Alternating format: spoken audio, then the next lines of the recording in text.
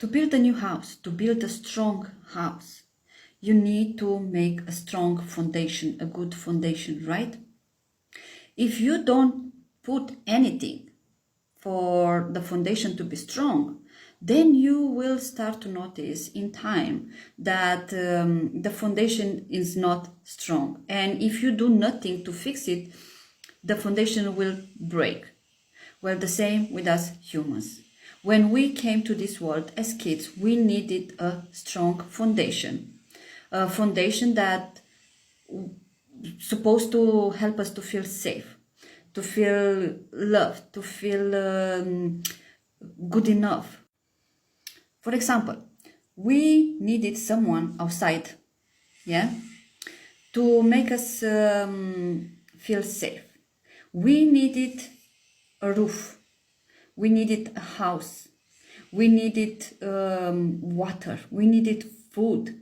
We needed clothes. But we also needed love. We needed safety. We needed to feel seen, heard. We needed hugs.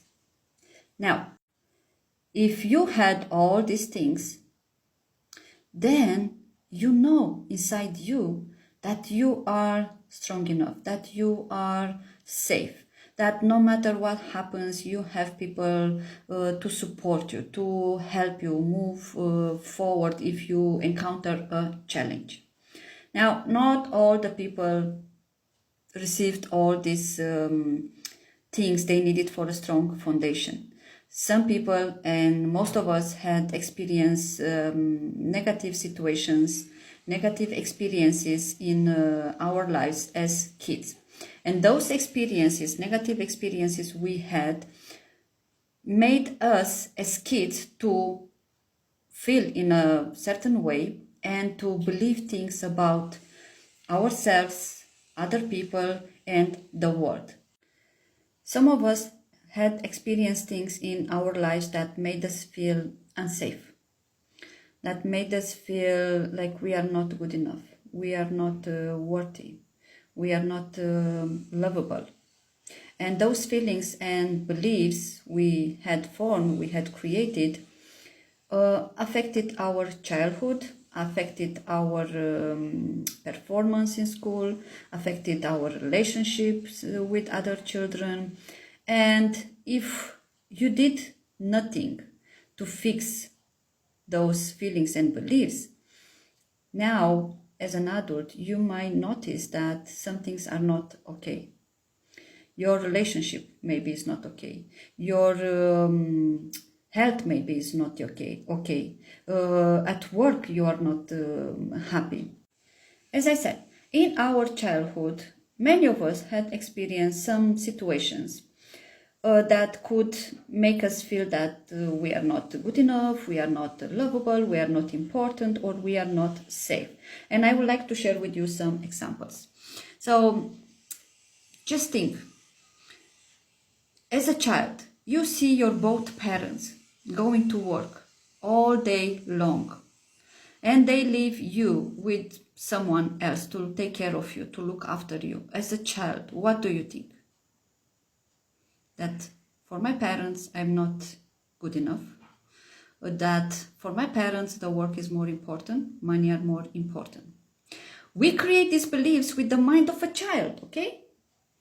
Our thinking mind is not fully developed until later in life. So we create these negative, destructive beliefs about ourselves with the mind of a child. Can you see that your beliefs are not valid? Let me give you another example. Imagine one of your parents, or a child parents gets sick, and the parents spends days or weeks in the hospital. Now, a child with the mind of a child might start to create the belief that it's my fault. It's my fault that my mom or my dad got sick, because every time they were saying to me, why don't you listen to me? You make me angry. The child might start to believe that is his fault. And then what the child does? The child doesn't feel safe, first of all. Second, the child will do anything just to make sure that he's not upsetting the parent. He's taking the responsibility on his shoulders. He believes that he's responsible for the parent's health. Again, can you see how we as kids have formed some limiting, destructive beliefs about ourselves? And the same things happens to our children. Let me give you another example. Let's imagine that a parent from a family is losing the job. And after this situation, event, the parent is not anymore the same parent he used to be. He's not very happy. He's most of the times worried, sad. He's not playing anymore with the child. Now, the child, if the parent didn't talk with the child, didn't explain what happens, why he's feeling like that, the child, with the mind of a child, can't create the belief that you are not a good child. You did something wrong. For this reason, your parent is not happy when you are there. Can you see how we create these limiting, negative, destructive beliefs about ourselves in childhood?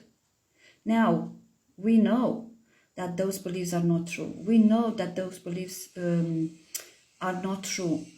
And if you have some limiting beliefs about yourself, write them down. Look for proof for your beliefs. Also, if we could train the mind to worry, to think negative, this means that we can retrain the mind. This means that we have this power. We have to do this, especially if you are an anxious person. Because if you are an anxious person, your mind, I'm sure you notice that, is overthinking things.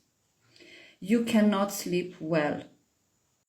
You are always looking for dangerous things. You want to be in control of everything.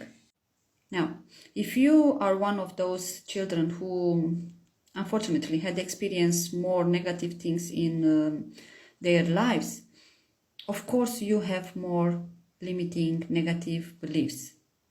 But the good news is that, again, we can reprogram the mind. So, nothing is wrong with you. It's just that based on what you had experienced in your childhood, you had formed some beliefs about yourself, your abilities, other people, and the world. But now you can work on those beliefs and you can shift those beliefs so that you can live a happier life. You can do the things that you want. I hope this video was helpful to you.